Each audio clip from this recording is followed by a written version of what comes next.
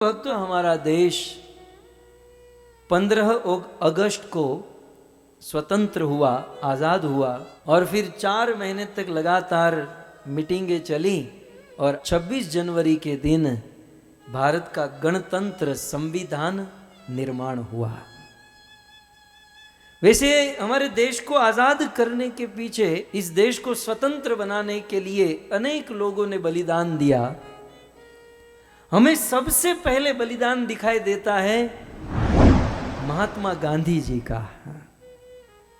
महात्मा गांधी जी ने अहिंसा को अपना शस्त्र बनाया। उन्होंने किसी को मारना काटना छोड़कर अहिंसा को शस्त्र बनाया और अहिंसा के सिद्धांत पर चलकर महात्मा गांधी ने इस देश को आजाद कराया। लेकिन ऐसा भी नहीं कहा जा सकता कि केवल महात्मा गांधी के कारण हमारा देश आजाद हुआ। नहीं, श्रीफल कभी फोड़ा है? नारियल कभी फोड़ते हैं आप? भगवान के मंदिर में हम नारियल चढ़ाते हैं। अरे इडली सांभर चटनी नहीं बनाते तब नारियल तो फोड़ना पड़ता है। तो नारियल पहले झटके में थोड़ी फूटता है।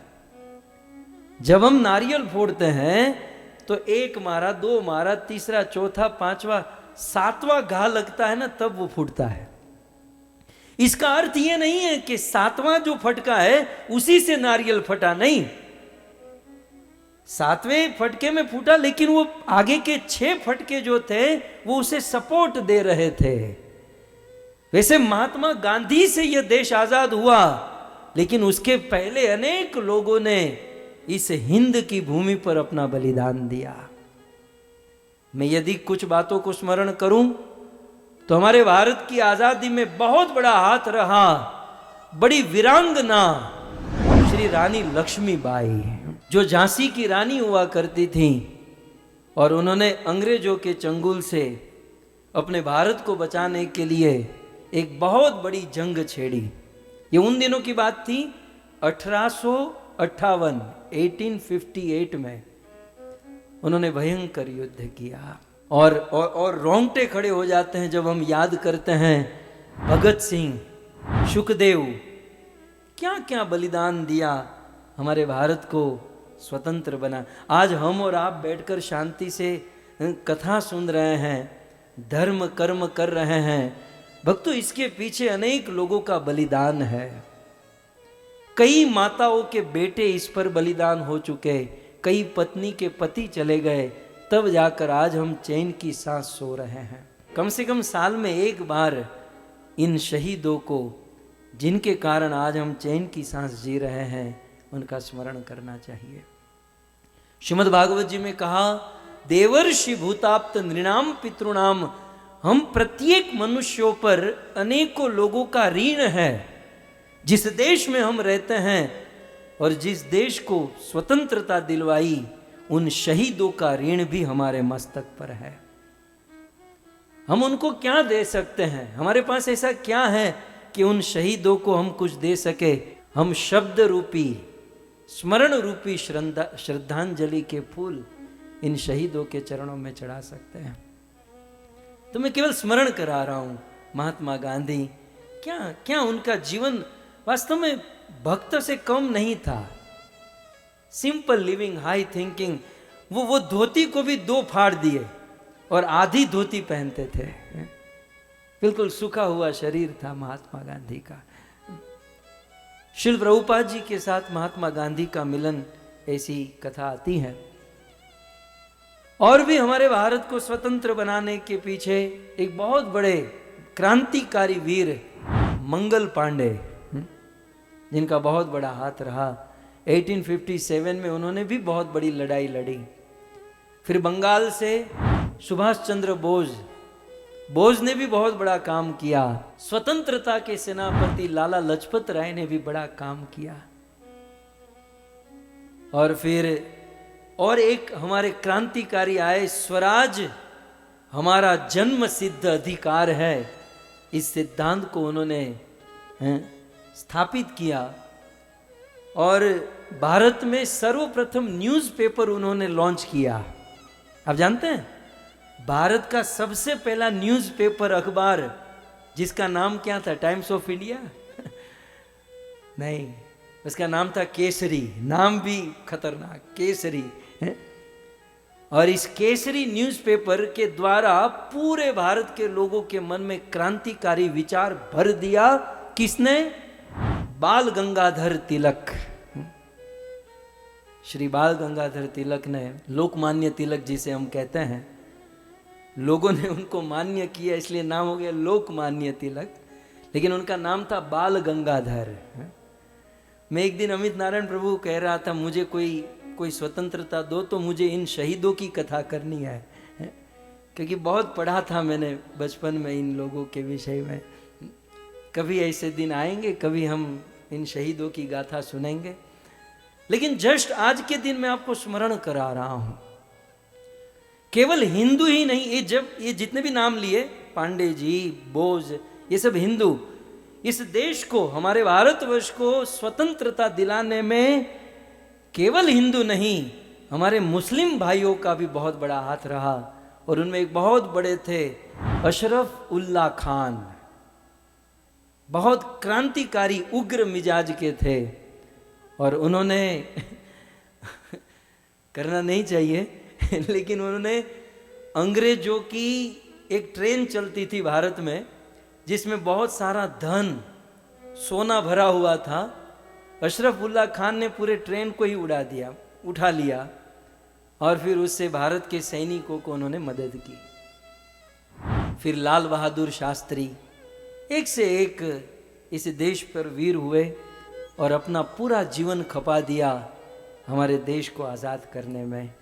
और फिर अंत में मुझे कहना पड़ेगा, क्योंकि यजमान भी पटेल, बोलने वाला भी पटेल, हमारे भारत को संयुक्त करने के लिए जिन्होंने बहुत बड़ा अपना समर्पण योगदान दिया, और वो थे भाई श्री सरदार वल्लभ भाई पटेल।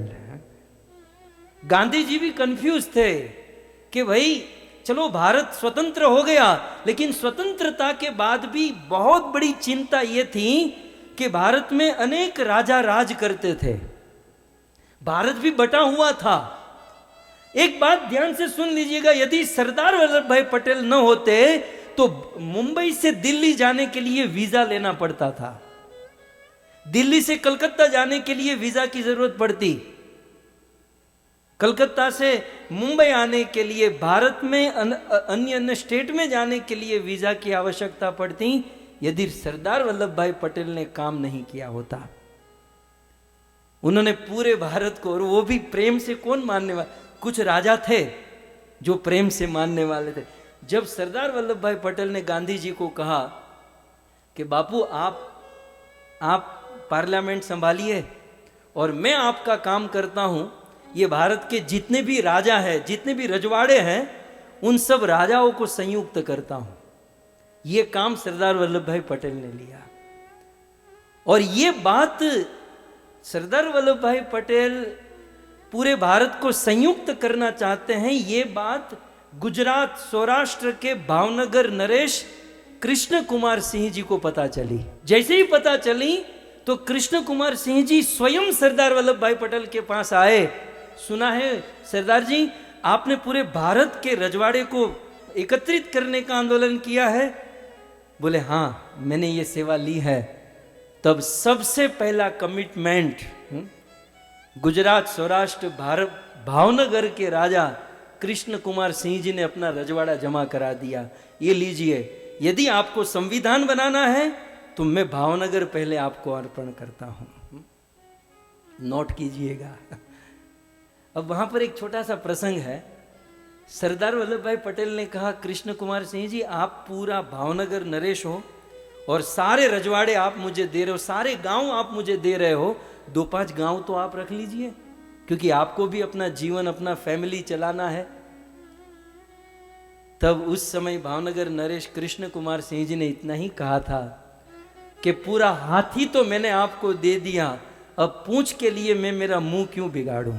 मैं खेती करके अपना जीवन बिता लूंगा, मैं स्वयं हल चलाऊंगा और पत्नी बच्चों का जीवन चलाऊंगा, लेकिन आप ये जो कार्य कर रहे हैं संयुक्त भारत, ये आप आगे बढ़िए। तो पहला गुजरात जमा हुआ और फिर करते करते हैदराबाद लास्ट में। ये बहुत बड़ी गाथा है भारत की, ये सुनोगे बड़ा आनंद आएगा आपको। हैदराबाद का राजा मानता ही नहीं था कि मैं नहीं दूंगा, मैं मेरा राज्य मतलब वो हैदराबाद स्टेट में जमा नहीं कराऊंगा।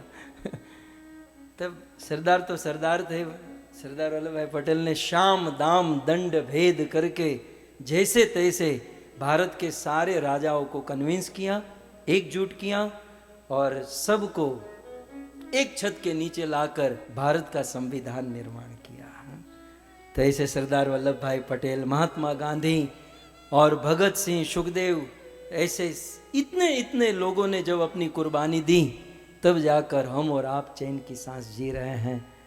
तो ज़्यादा तो कुछ नहीं कर सकते, लेकिन कथा का प्रारंभ आप सब हमारे साथ हो तो बस ऐसे शहीदों को, जवानों को हम याद करें। हे मेरे वतन के लोगों,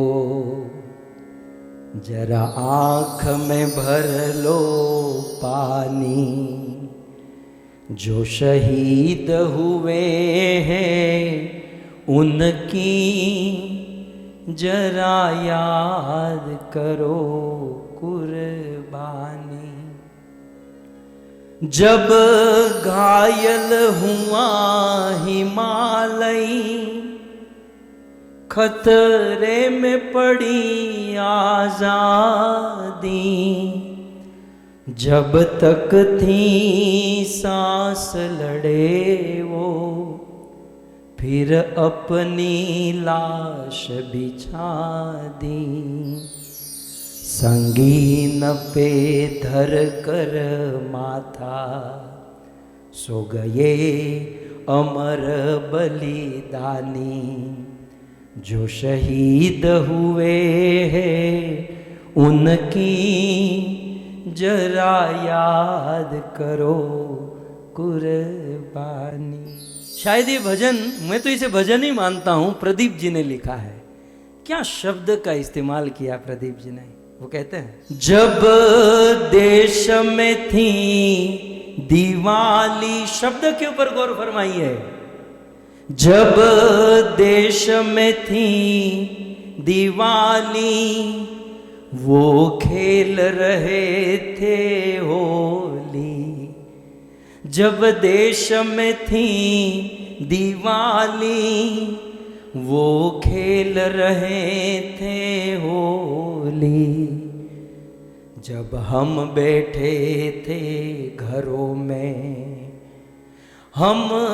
जब हम बैठे थे घरों में, वो झेल रहे थे गोली।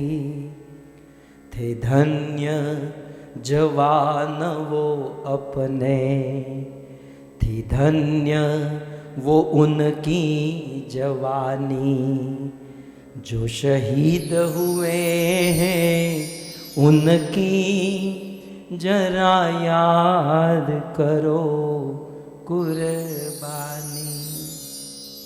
कोई सिख, कोई जाट मराठा, कोई सिख कोई जात मराठा, सरहद पर मरने वाला हर वीर था भारतवासी।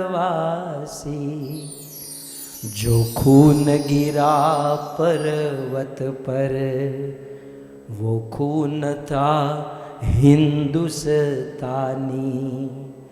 जो शहीद हुए हैं उनकी जरा याद करो कुर्बानी। थी खून से लथपथ काया, फिर भी बंदूक उठा के, क्या वीरता है। थी खून से लथपथ काया, फिर भी बंदूक उठा के, 10-10 को एक ने मारा, फिर गिर गए होश गवा के। 10-10 को एक ने मारा, फिर गिर गए होश गवा के, जब अंत समय आया तो कह गए अब हम मरते हैं। खुश रहना देश के प्यारो, अब हम तो सफर करते हैं।